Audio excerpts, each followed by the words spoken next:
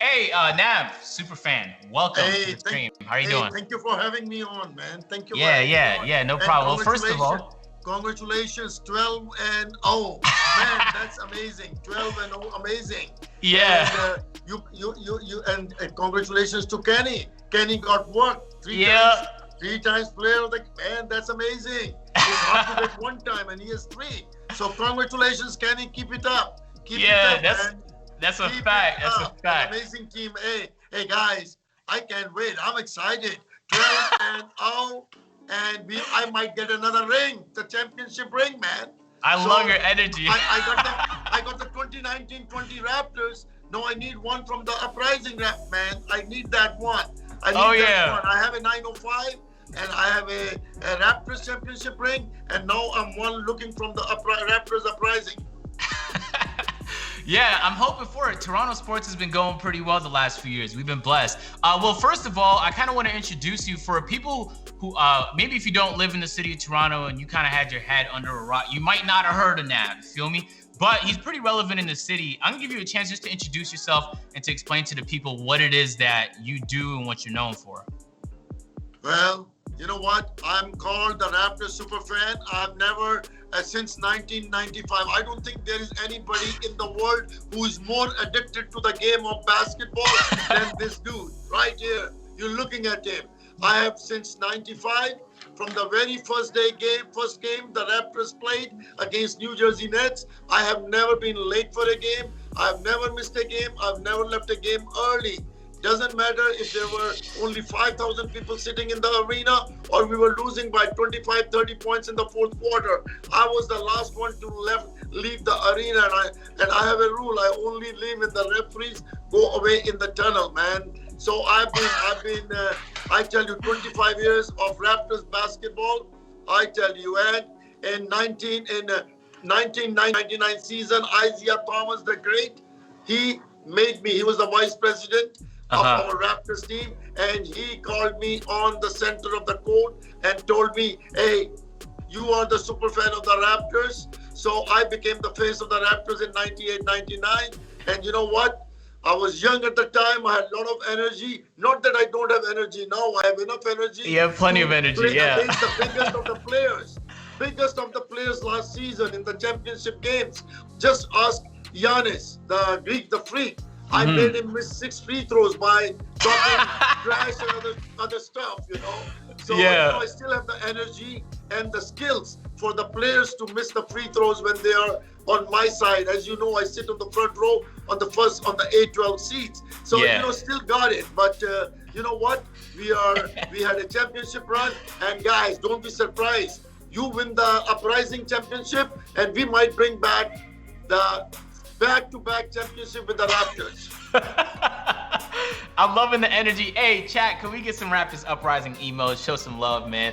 That's some infectious energy. First of all, you're the real sixth man in that case. I didn't even know you had that kind of impact on Giannis. You know what I'm saying? Because I pulled up to a lot of games that season. A lot for me is like 8 or 9. And I went to every single I went to at least one game in every single playoff series. And each time, like, it was kind of like my goal. I was like, I wonder where the super fan is right now. I was literally trying to spot you, and I would always find you in the same location, just full of energy, showing love. And yeah, that's incredible, man. What was it? What convinced you in '95? Like, all right, this is what I'm gonna do. The Toronto Raptors at their inception. Did you commit to it immediately? No, I came from India, and when you come from India, you know, we are more in love with cricket. Is the god there. Everybody sort of plays and watches cricket. So I was a cricket fan. But when I came here, I came here in 84, and by 95, I was climatized. So, you know, and I had some money also. I had a job. I was a car dealer. I owned 3 car dealerships. So what I did is, you know, I bought 2 tickets at the time. I could only afford 2 at the time. Now I got 14 tickets, but at that time I could only afford 2 tickets. Now I have 6 court sides. But you know what? I fell in love on the very first day. I said, I'm going to try it for 1 year, and if it works, if I like it, I will renew it. Otherwise, I'll forget about it as an experience. Well, you know what? The very first day, man, salute to the NBA. This is flipping the most exciting game on this planet. The fastest game on the planet. For 3 hours. For 3 hours, you are in a different zone. You forget about everything, your work, your wife, your kids, everything, man. You're in a different zone. And that's what I did. It was an entertainment for me for the very first few years. It was an entertainment. And then, Lord behold, I faced a lot of discrimination at the time initially. And you know what? I was at a Bell Mobility place getting my cell phone fixed up, and somebody thought that I was a cabbie. So he told me he thought I was a cabbie. And you know what? I said, man, I got to teach everybody. I got to make sure that I need to change the people perceive about us with the Indians, with Sikhs, with the turban. So I went to the Raptors. I bought 3,000 tickets for a game in April. And I said, man, I'm going to celebrate my Sikhs New Year on the Raptors court and bring the kids from all over. Black kids, white kids, Sikh kids, Hindu kids, Muslim kids, girls, boys, all gender. And that's what I did. I did that for 20 years. I've done that now for 20 years. And that's why when you go to the Raptors game in the arena at Scotiabank, you see people from everywhere. It is the UNO. It's the most diversified arena in the world. Yeah, that's a fact. It gives me love. It gives me to bring the people together. And that's what I credit to the Raptors and to this beautiful game of basketball, the best game on this planet. And the way NBA does this, I salute them, and it brings the people together. Yeah, honestly, that's one of the most inspirational things. I remember last year, I saw a video, I think the Raptors posted on Twitter, just showing you off. This is a super fan. And, a lot of people during the playoff run was just learning about you. And you had this message of just acceptance and equality. And I feel like that type of positivity, like it goes, because especially like if you're a minority, you've faced some kind of discrimination, or like you felt it. You feel it on a day-to-day, you feel me? So it really warmed my heart just to see you help push that message. And I didn't even know you did all that, buying all the tickets. So first of all, I need you to know the type of positive impact you had on the city of Toronto. It's very much appreciated, for real. Thank you. No, thank you very much, the Raptors. Thank you to the Raptors. Thank you to the NBA, giving me the opportunity to bring the world together through this beautiful game of basketball. And that's what I love the most. It was an entertainment when I started it in 95, but now sort of it's me meeting the fans from different places, different genders, and hugging them and all that. So it's a beautiful thing, and that's what we do. And that's why in Canada, we are the best country in the world, because we are coming together through this game of basketball. Yeah, that's a fact. All right, man, we're going to close the giveaway right here. We're going to wait on the winners. But while we do, I'm kind of curious, the NBA bubble is like all everyone's talking about, and we're like a couple weeks away where hopefully we can just see some basketball again. How different is it for you now? This is going to be the first Raptors games like you just can't go to. Like there's no home game for you to go to. Yeah, well, it's going to be different for me. Yes, it is.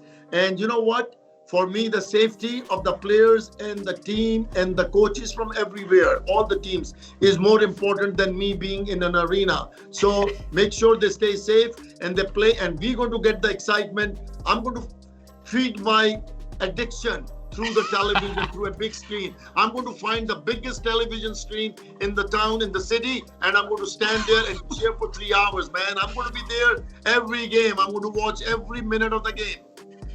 Yeah, that's love. Nav, the hype right now is crazy because the Raptors, they are the champions right about now. But the hype right now is for the two teams in LA for some reason, the Clippers and the Lakers. Do you think that a lot of people are underrating what the Toronto Raptors have to offer? I like that. You know what? I like we are underrated. I like that we are under the radar. This is my story of my life. I've been always under the radar. I always had speed bumps. I always had something to prove.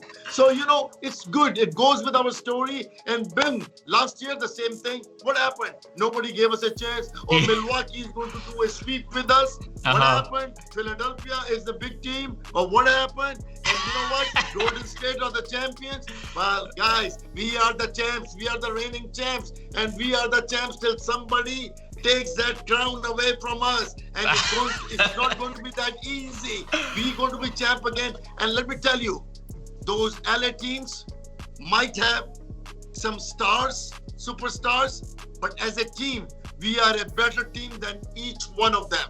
And I tell you that we're going to surprise the world again.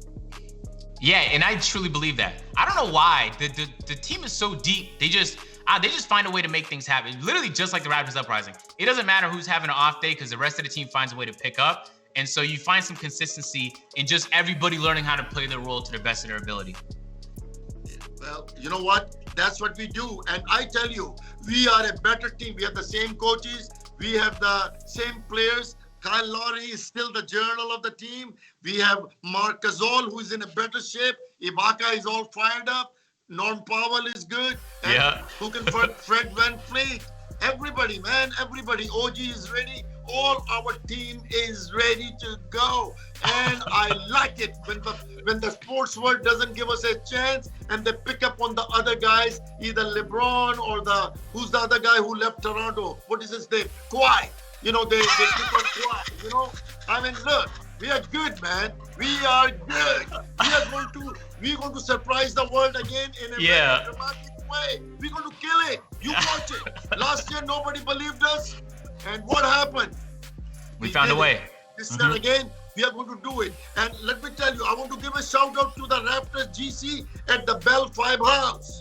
Okay, so make sure, guys, keep it up. And again, hey, don't let me get started on this championship, Raptors Championship 2019-2020. Don't get me started because I'm pumped up already. We're going to show the world again and we're going to celebrate the championship again. Maybe not in the way we did last year, but we're going to celebrate it all together. So the fans who are not able to go and watch it, let's cheer them on the television or wherever it is.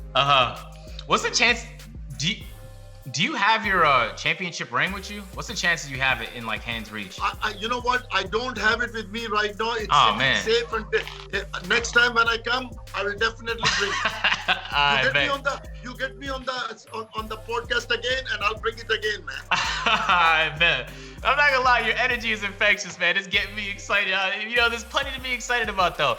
And I like your positivity. You feel me? No matter what the situation was over the course of years, I'm just always so positive. Like, man, I've seen the Raptors do this. So I'm saying right now, in the midst of 12-0, Raptors Uprising, last undefeated team in the NBA 2K League, I'm equally as positive. I'm hoping they walk into the tournament next week, dominate the way they did the last tournament, and walk into the playoffs and do the same thing. But you've gotten a chance to see, you know, the Raptors on their ups and their downs, their winning streaks and their losing streaks. Right now, I think we're on a serious winning streak. What was like a really dope story that you can tell us over the course of your 20 plus years watching the Raptors play? Well, you know, the story last year was hey, who can forget that Game 7 of the Philadelphia series? That was the biggest game in my history. I can remember. I will never forget that. But that was, I think the game. And after that, the Milwaukee series, man. We lost the first two. I was in Milwaukee. I was walking out of the arena and everybody was depressed because all the Milwaukee fans were dumping on us that, we guys are going to sweep you. And you know what? In Toronto, when they came for the third game, a lot of Milwaukee fans had the brooms. You know what? They can do with them. You know what happened to that? I don't want to say it. But you know what? That was last year. Right now, tonight, it's about my Raptors Uprising. Every rap fan needs to support them. And let me I'm just greedy for the ring from the Uprising, man. And make sure I get my ring. No doubt. My ring, okay? Yeah, we got you, Nav.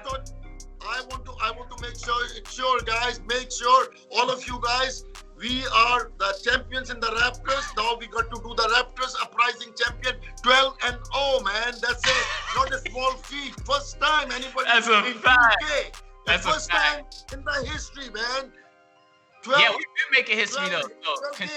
Continuing to make history. That's dope. Nav, thank you so much. I mean, you're a blessing just to talk to, man. You're infectious positivity. Continue doing what you're doing for the city, and I appreciate you for joining us here today.